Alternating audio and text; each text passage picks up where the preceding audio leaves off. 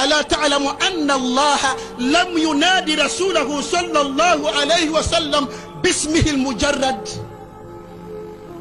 بل وقد نادى على كل الأنبياء بأسمائهم المجردة. فقال تبارك وتعالى: يا آدم اسكن أنت وزوجك الجنة، يا نوح اهبط بسلام منا وبركات، يا إبراهيم قد صدقت الرؤيا، يا موسى لا تخف، يا يحيى خذ الكتاب بقوة، يا زكريا إنا نبشرك بغلام اسمه يحيى.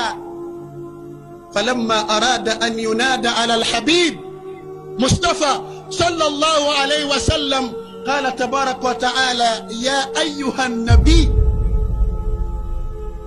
ربك ينادي تبارك وتعالى بمحبة رسول الله عند الله، لم ينادي رسوله باسمه محمد. والله في كل القرآن من الفاتحة إلى الناس: يا أيها النبي اتق الله ولا تطع الكافرين والمنافقين، يا أيها المزمل قم الليل إلا قليلا، يا أيها المدثر قم فأنذر. سبحان الله.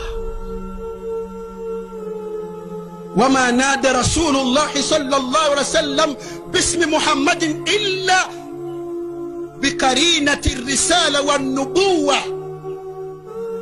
فقال تبارك وتعالى: وما محمد إلا رسول. الله أكبر. وما محمد إلا رسول. سبحان الله. ما كان محمد أبا أحد من رجالكم ولكن رسول الله وخاتم النبيين. الرسالة والنبوة مع الاسم محمد صلى الله عليه وسلم، لمحبة الله لرسوله صلى الله عليه وسلم.